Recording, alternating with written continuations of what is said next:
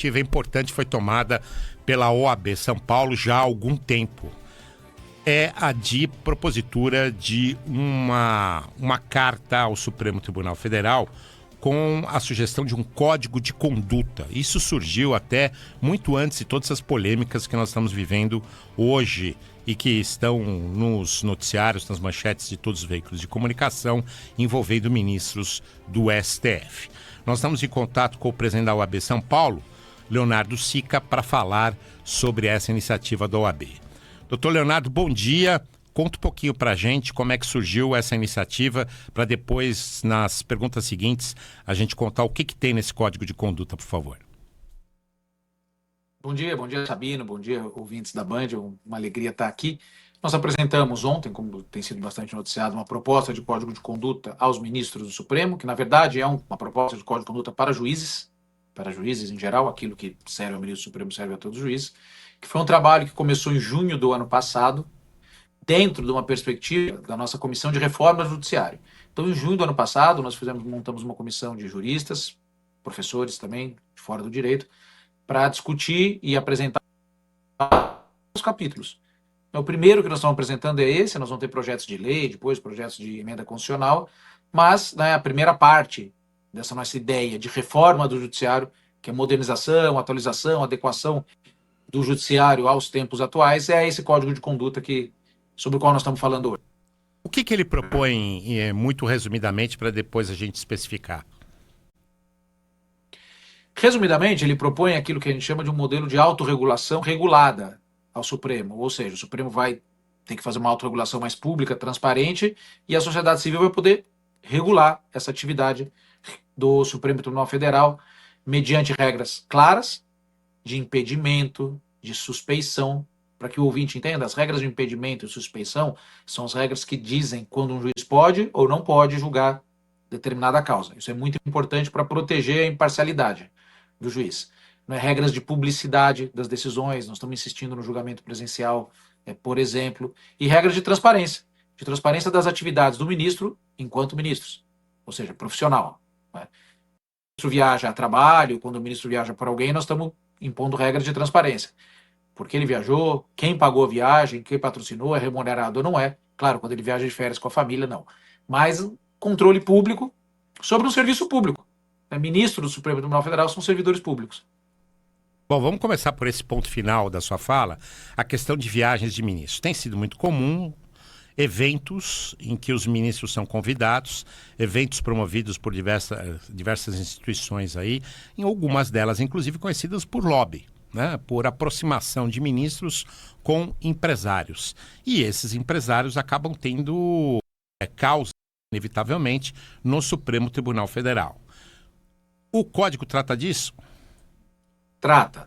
Primeiro, o Código está reforçando o que já está na Lei Orgânica da Magistratura, que o juiz, todo juiz, de primeiro grau, ministro do Supremo, pode participar de atividades acadêmicas, palestras acadêmicas, científicas, pode abordar temas acadêmicos do direito, como é comum, não pode participar de eventos privados que tenham outra finalidade que não acadêmica.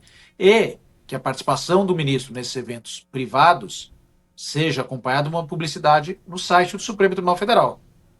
Quem patrocinou o evento, a participação do ministro foi remunerada ou não, e quanto foi a remuneração. A regra da transparência funciona aqui para resolver esse problema que você levantou.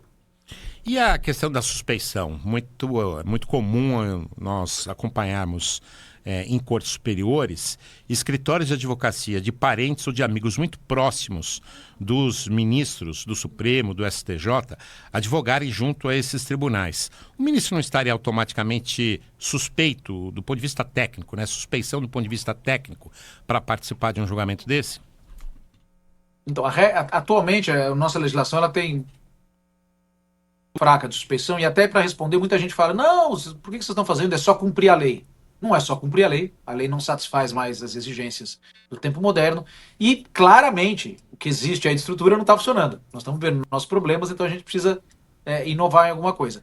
Nós estamos prevendo que o juiz, ministro, portanto todo juiz, fique impedido de julgar casos relacionados a parentes de até terceiro grau, julgar causas em que exista amizade íntima ou relação profissional dele com o advogado ou com a parte do processo.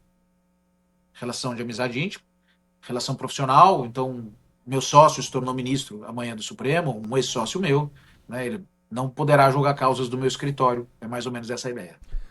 Mas não é justamente esse ponto, por exemplo, em amizade íntima. O que vai definir? Porque o que se sente por parte da população muitas vezes é que aparecem fatos ligados a ministros do Supremo, mas poucos comprovados. Há uma forma de blindagem dos ministros.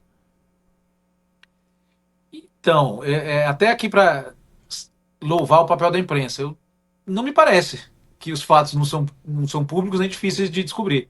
Né? As amizades íntimas do ministro Supremo, elas estão aí. A imprensa está noticiando largamente. Tem imagem, tem foto, tem registro. Não acho que é algo difícil de ser demonstrado, né? Quando existe uma relação de amizade íntima nos tempos modernos, né? Em que a nossa privacidade é bem relativa. E especialmente figuras públicas como o ministro, a imprensa está noticiando aí, está sobrando notícia e imagem de relações de amizade entre ministros e outras pessoas. Não é difícil. Que tipo de recepção a OAB espera desse documento enviado ao Supremo? O presidente do Supremo recebeu muito bem. Deu uma entrevista hoje, inclusive, dizendo que recebeu, que ainda não teve tempo de ler, mas que tem certeza que a contribuição vai ser positiva. Então, se o presidente da corte recebeu bem, nós estamos satisfeitos, fomos bem recebidos. Agora, por que chegar a esse ponto? Quer dizer, quando uma atividade não se autorregula, ela precisa de uma regulamentação. É mais ou menos essa a lógica? É um pouco a lógica dos tempos modernos, né? Até um tempo atrás, as empresas não tinham setor de compliance, as empresas não falavam em ESG, também não falavam. Hoje em dia as empresas têm código de conduta, código de integridade, setor de compliance, setor de ESG. Essa lógica chegou ao Poder Judiciário. Então, assim, é um movimento do nosso tempo. Mas chegou num serviço público que ainda... Outros órgãos do serviço público têm setores assim. Não é mais você pensar em 20 anos atrás, nenhuma empresa tinha um setor de governança. Eu estou aqui na OAB de São Paulo há 4 anos. Quando nós chegamos, não havia um setor de governança na OAB. Há 4 anos. A atuação da OAB se encerra aqui ou a OAB vai continuar em contato com o Supremo para insistir nessa aplicação do Código de Conduta ou até ajudar na aplicação do Código de Conduta? Em relação ao Código de Conduta, nós apresentamos e nos dispusemos a ir lá debater, discutir, expor, estamos guardando isso.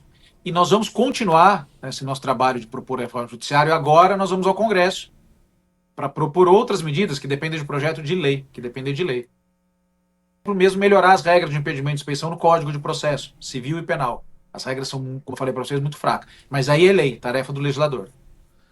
O senhor fala muito em reforma do judiciário como um todo, presidente, e aí eu queria... o senhor comentou que começou a OAB a produzir essa carta antes mesmo de todos esses fatos recentíssimos que tivemos de envolvimento de ministros do Supremo com pessoas ligadas ao Banco Master, que agora está sendo investigado. Em outras instâncias do judiciário, isso também acontece? Também há necessidade de uma revisão? O que o senhor pensa? Acho que sim, né? O Supremo Tribunal Federal é o órgão de cúpula do judiciário e tudo aquilo que a gente faz, tudo aquilo que são as regras adotadas pelo Supremo Tribunal Federal irradiam para todos os juízes. Então a ideia é essa, é aproveitar a visibilidade do Supremo Tribunal Federal, tanto para proteger o tribunal, como para tornar o tribunal um bom exemplo para todos os juízes do Brasil. Eu queria agradecer a participação aqui no Manhã Bandeirantes, Dr. Leonardo Sica, presidente da OAB São Paulo, que tomou a iniciativa de uma proposta de código de conduta ao Supremo bem na hora certa. Aliás, esse código de conduta ele foi estudado durante muito tempo por um grupo de juristas bastante qualificado, né, doutor Leonardo?